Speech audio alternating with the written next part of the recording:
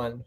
Good afternoon and welcome to Lunchtime Series with me, Kevin Britz, proudly powered by leadershipbydesign.co, where we aim to add value to people's lives. You can listen to us live every Wednesday and Thursday on Lunchtime on ebizradio.com.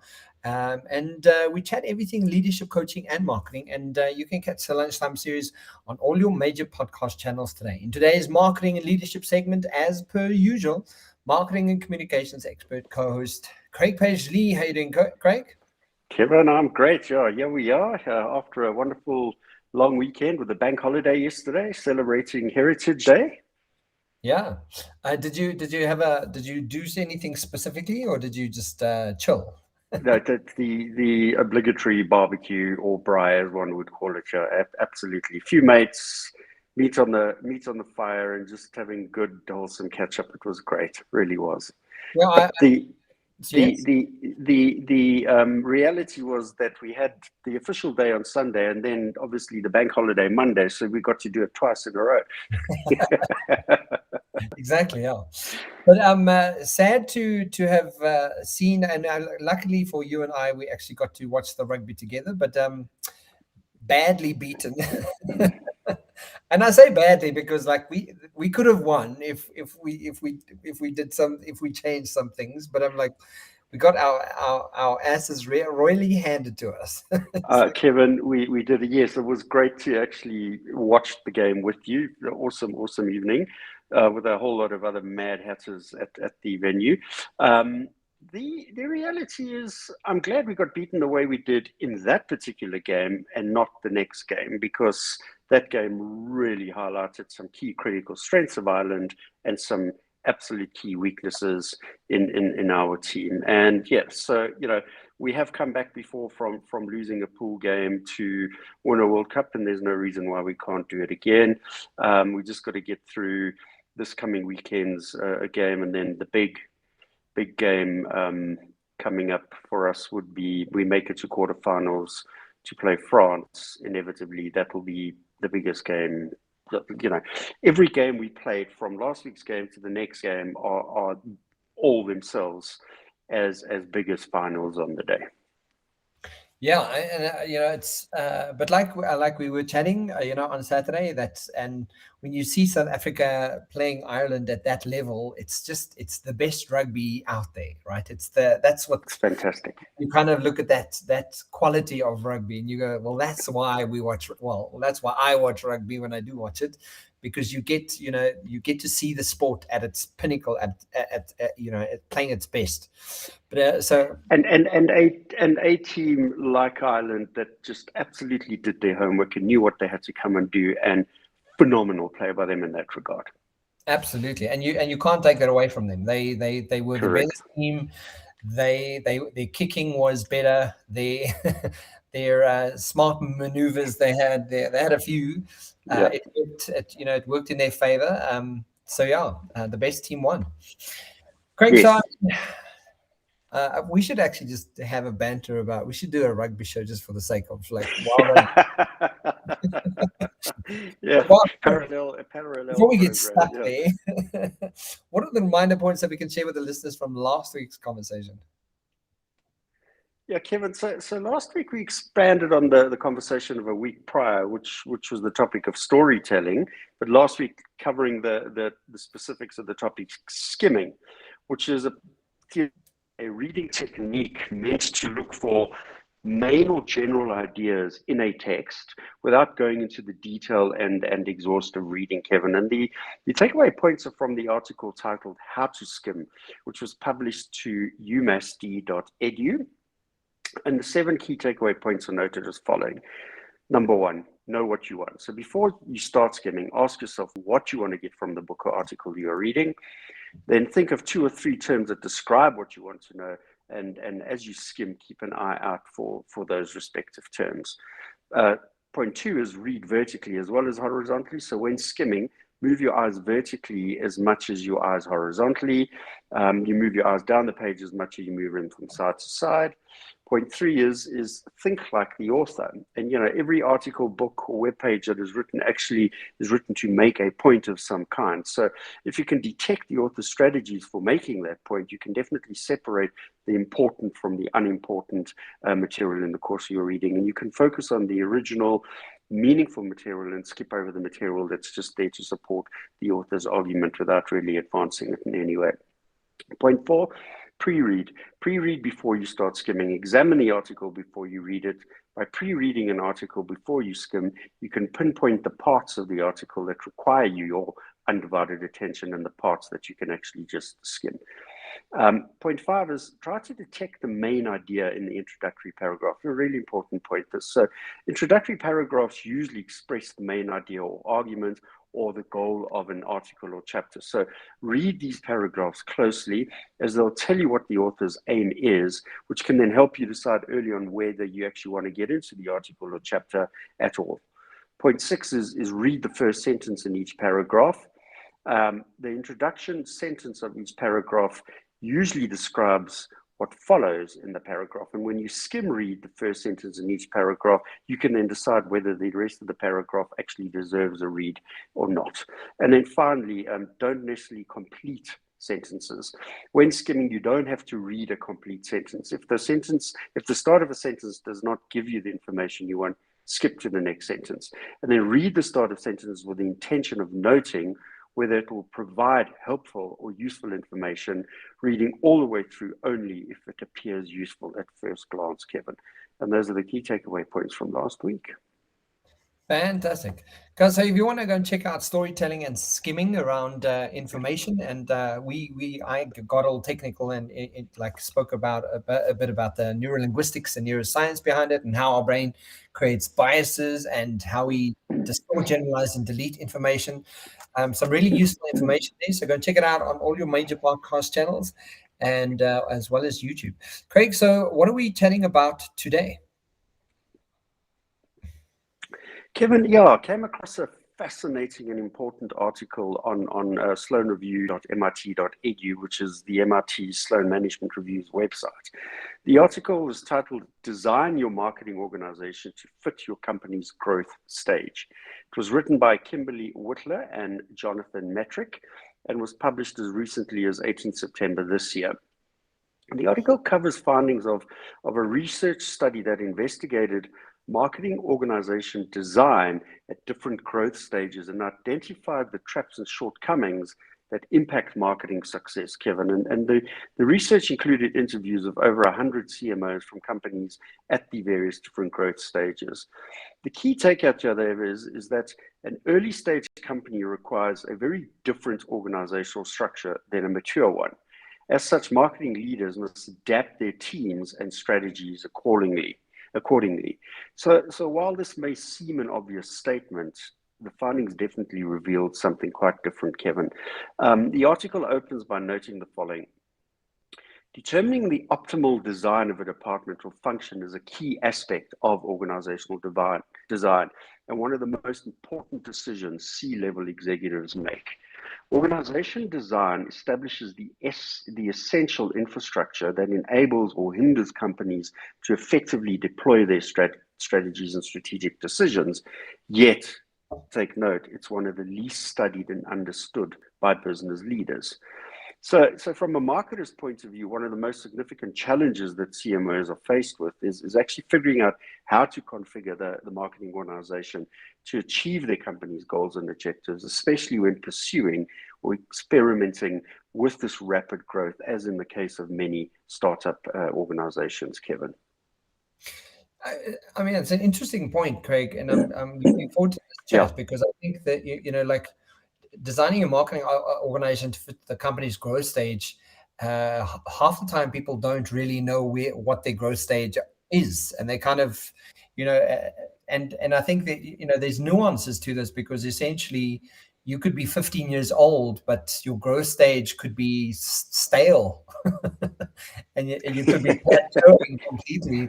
And you're kind of like, well, like you're not growing. That's, so there isn't, your stage is dying. And I think, So, you've got to be aware of that.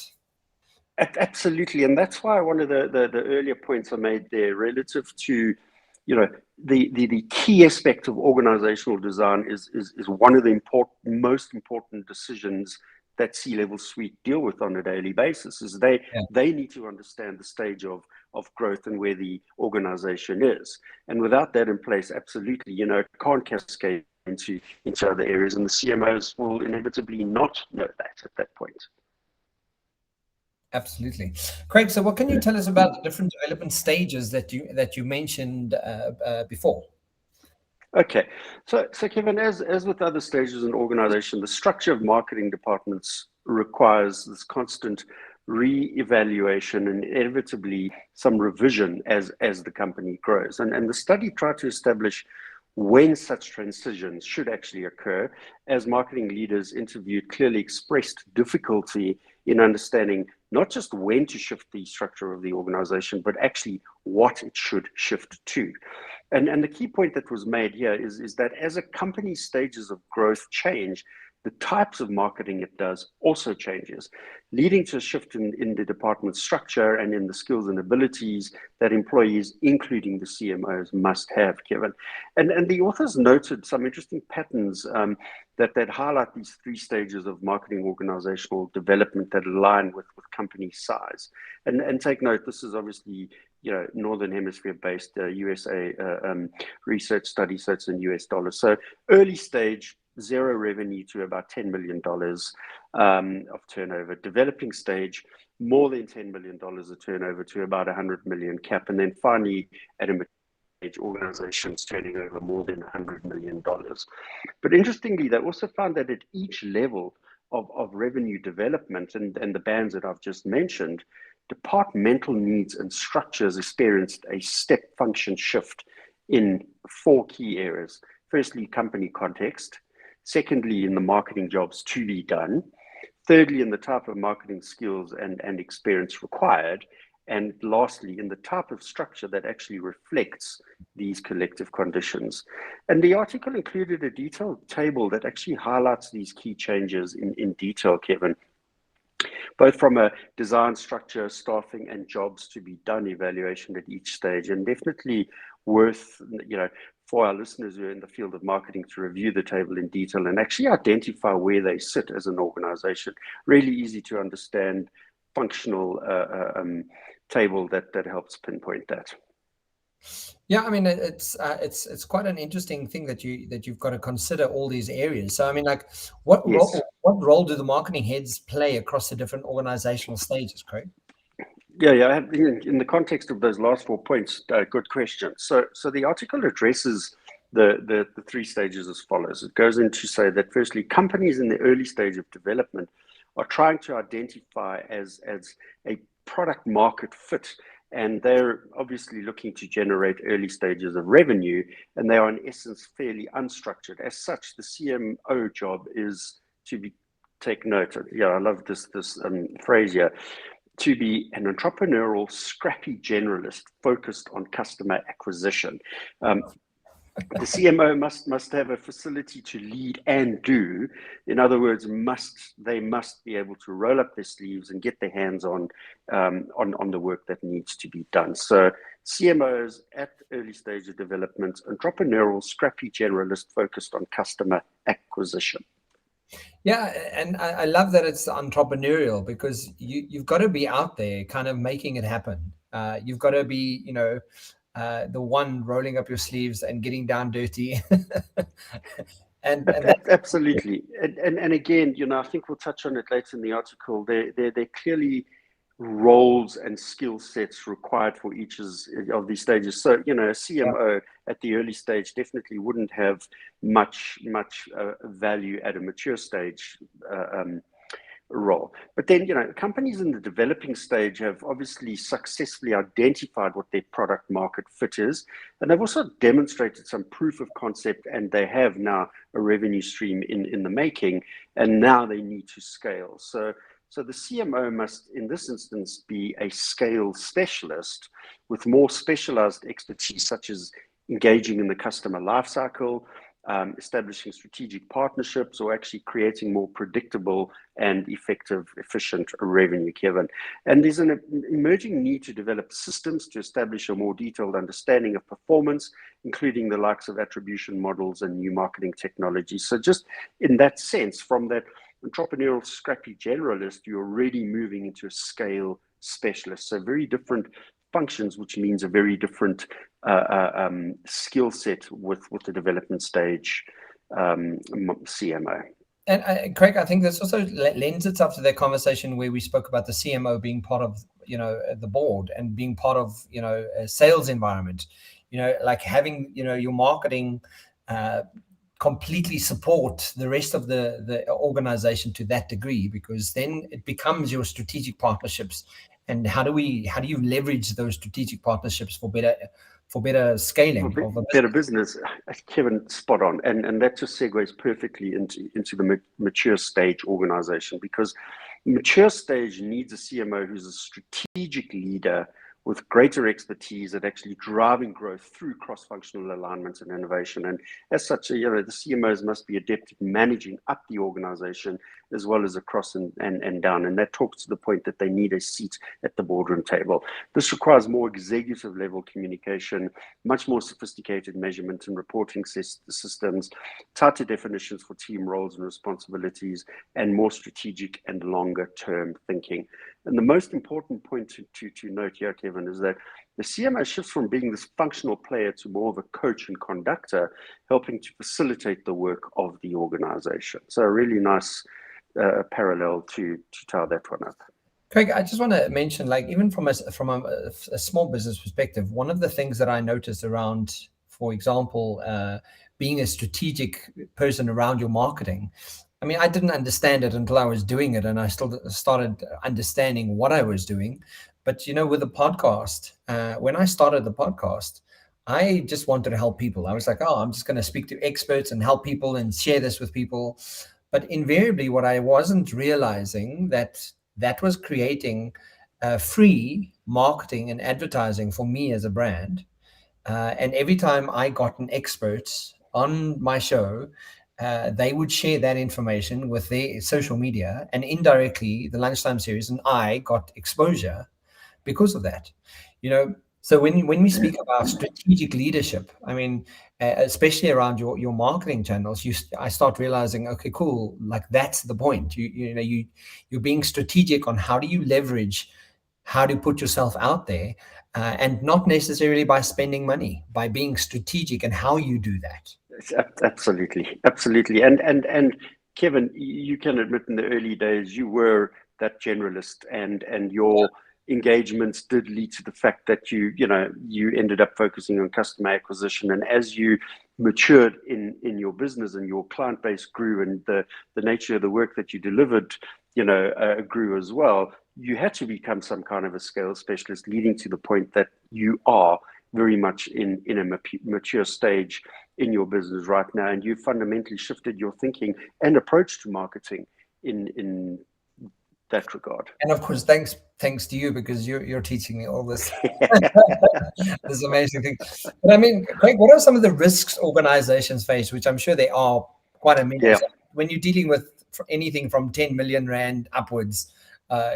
Even though it's dollars, but even 10 million Rand upwards it's a lot. Like there's a lot of risk that comes to that. Absolutely, yeah. So the article represents sort of three so-called traps that these organizations face through their growth stages, Kevin. And each trap is identified and presented with reference on how to avoid the trap as well, which was a nice offset of the negativity of a trap. So let's look at the three traps in more detail. So the first one is trap one is missing the shift. And from this trap, we note that as the needs of the organization shift, the marketing organization must adapt as well. And lack of awareness of the shift of the shift that is occurring and that a new organizational design is required can actually catch these less experienced CEOs, take note, CEOs and CMOs flat-footed. And the result here is that the marketing department is not delivering the value the organization needs, staying rooted in the process, systems, and capabilities of the past. So how to avoid trap one? We note the following. CMOs who avoided this trap had highlighted the awareness of the importance of organizational design, and they tended to have plans and structures already created on paper and proactively discussed them with the CEO. Great alignment, CMO representation at board level. And by connecting their goals and strategies with the company's strategic plan to the organizational design, the CMOs can then update the designs as they develop their strategy plan or their annual KPIs, Kevin. I don't really have a comment, but the comment on that is like, avoid the trap at all costs, right? In each instance, yes. So moving to trap two, which is not staying ahead of the firm's growth. This is an important point this year. We note the following. Early stage companies often face more accelerated growth and can at times find themselves in this constant cycle of new organizational design implementation, and they haven't got to the point of implementation, structured growth, and then revisiting. So staying ahead of the organizational design and staffing requirements is definitely a challenge in these early stage high growth companies. Here, CMOs need to maintain progress on day-to-day work while continuously trying to redesign, recruit, and staff the organization. All of this resulting in early stage CMOs doing inevitably double the work that they delivered whilst preparing for the future. But in reality, these are the CMOs that know what the future begins to look like, and they're actually working to plan into success in the future. Yeah. The how to avoid the trap two is we note the following. One way is to outsource staffing requirements to executive search firms, and CMOs who were successful at staying ahead of organizational design needed to know that they had to make recruiting number one priority. They offloaded other work to team members or put in extra hours to handle the additional burden of staffing the organization while also trying to execute a plan. And you can see the importance of ensuring you understand your growth plan to place the right people in place to make a success of it. Craig, but that's also why recruitment can be so expensive, because if you if you start employing people and you get the wrong people, it's going to be as expensive. So rather you do the expense and get the right recruitment in place and get the right people in place, because else it's a costly affair either way. Absolutely, Kevin, and the approach that it talks about here is right, because in so many instances, business leaders are trying to shape the business around the people, and in many instances, we know that the wrong people are in the business, or some of the right people in the wrong roles. Whereas when you build your strategy and your forward view and place the right people into that, you're going to be much more successful. Yeah, absolutely. So trap three, the final trap here, is believing that effective early stage CMOs will be equally effective at developing and mature stages. So it goes without saying that individual CMOs often excel at different stages of growth. For instance, a CEO that is really proficient at operating in a lean, speed-oriented, less routine environment requires hands-on engagement, as we mentioned in the early stage growth phase. They're not necessarily as comfortable or effective working in an environment that requires much more process, approvals, and hands-on kind of leadership, Kevin. So while training and development can definitely help the CMOs grow with a company, it's important that they actually be honest with themselves about whether they will make the necessary changes and transition through to be effective through these different stages of growth. And the CMOs from more mature organizations might, as I said earlier on as well, not even be best equipped to lead at developing organizations, because these CMOs often have teams to do the work for them, which means that they actually might be less aware and less capable of managing those day-to-day requirements. They're less capable of rolling up their sleeves and diving into the tasks that are required in a startup business, Kevin. And they also might tend to require much bigger budgets to get work done or create project timelines that actually don't prioritize speed over perfection. Yeah, go for it. Yes. My question is, but at that stage, when you have when you're running $100 million company and you have your chief marketing officer there, don't they just usually get agencies just to kind of do the work, and then they kind of take the fame for it? That's only maybe at an advertising communications level. The reality is the strategy has to be developed by the CMO and the marketing team internally. You then move externally where you need agencies to deliver the message to the market. Yeah. They look, in many instances, you'll have the client claiming to have initiated the idea for the communique and things like that. So it does answer. Yeah, exactly that. Yeah, but came up with this wonderful plan, and meanwhile it was, no, you just got some really good agencies. Yes, and the closing statement here is in terms of how to avoid trap 3, we note the following.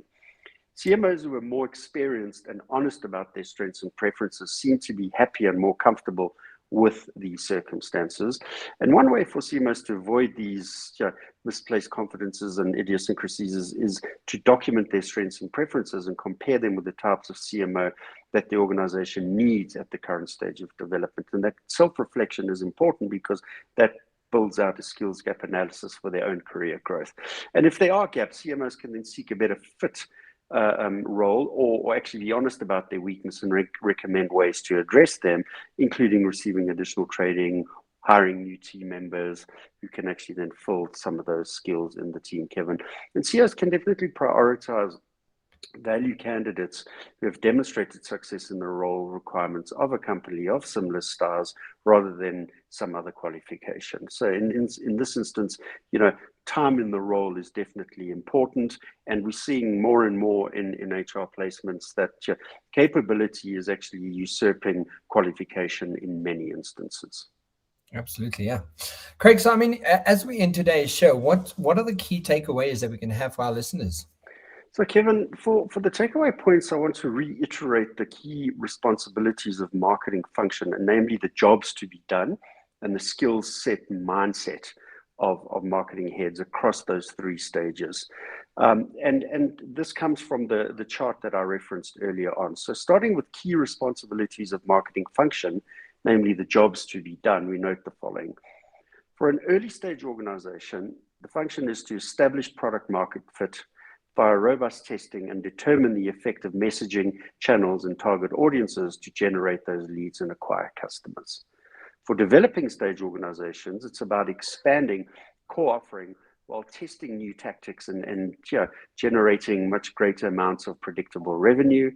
And then for a mature stage organization, it's about broadening from an acquisition focus to include retention efforts in the business as the business refines its go-to-market process and expands via new markets, new products, and its obsession to improve on profitability. Then moving to the skills and mindset head of marketing function, we note the following. For an early stage organization, expertise levels varies, as we mentioned earlier. Startup mindset required, willing to roll up sleeves and wear many hats, such as creating a landing page or investor presentation, analyzing ad performance, or even writing a press release. For a developing stage organization, they need at least 10 plus years of total experience with demonstrated ability to scale startup marketing organizations and to lead sub-teams and integrate best practices such as paid media, creative development, and marketing attribution. And this really plays the point that you made, when you're starting to use agencies very much in this space.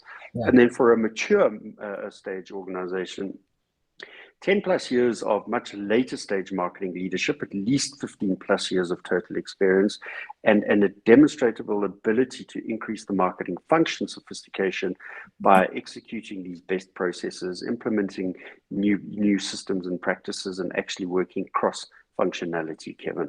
And those are the key takeaways. Craig, I just something that occurs to me is, just to end off today's show, why do people need to know this? Why do you need to know where you're at in your marketing stage? Why is that like instrumental in, when you're putting things in place?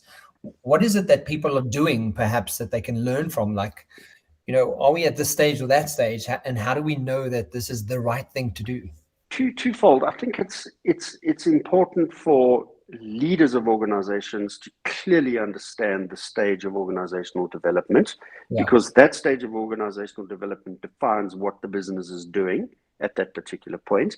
And what the business is doing, as we noted, is clearly different from, early stage to developing stage to mature stage. And in the requirements of output is the requirements of input, which are people, and people have different understanding for different roles across the various phases. So a marketer who's sitting in an early stage business with 15 plus years of experience may be totally lost in effectiveness or overqualified or overpaid to the organization as well. The flip side of that is marketers with only 5 years experience in a mature organization may be missing some of the key fundamentals of what's required to drive a mature stage business over the line. And it is, they may not understand how to deliver the best practices, how to implement new systems and technologies, and they don't necessarily know how to work effectively cross-functionally with teams reporting below them. Whereas, that role requirement isn't in place in an early stage organization. And the reason, and I'm glad that you've clarified that, because I think part of what as you were like defining this for us, part of that question is, what about the CMO whose ego gets the best of him, and he wants to do stage or mature stage organization kind of approach, but yet is still in the early stages of development. Like, you got to check yourself, you got to check your ego. Yes, and I like that question. That goes to not just the CMO, but to the CFO, the CEO, the CIO, Chief People Officer, et cetera. That question would apply to any leading role in any organization at its respective stage of development. And it's a case of ensuring that as a leadership team, you're all aligned with a clear understanding of where the business is in its life cycle of maturity, what the requirements of input are to achieve that, and how to grow the business from that point of view. And a good, well-structured leadership team has the mechanics and maturity to temper that and adjust the equalizer to ensure that ego doesn't get in the way. Absolutely. I love that. Yes. I'm going to quote for today, guys, on marketing. And I think it's advertising, as Henry Ford said. Stopping advertising to save money is like stopping your watch to save time. Beautiful. And what's beautiful about that is, I think it applies quite nicely to this. Is like, you have to be on the pulse of what your brand is saying, at every stage. When you can't just stop for the sake of doing because you're doing well, and you can also not stop advertising and marketing when there's recession, like that came quite specifically into conversation when we, in the beginning of 2023 this year, when we spoke about people amping up their marketing spend and actually paying attention to the importance of it instead of backing off. Kevin, absolutely. From investment in the early stage to achieve customer acquisition, very particular approach and a very particular budget requirement, to moving through that early stage of defining your messaging and channels and target audiences to generate those leads and customer acquisition, to getting into really understanding a bit more about profitability, how to review and analyze and measure performance in your business, and actually then starting to move on from that point to really be best in class around systems, technologies, and processes in the organization. Okay. Fantastic. Guys, if you want to check out Design Your Marketing Organization to Fit Your Company's Growth Stage, it will be out on all your major podcast channels, as well as YouTube. Go and check it out. And Craig, thank you so much. Thanks for joining us, and thanks for today's insights. Looking forward to next week's conversation, Kevin.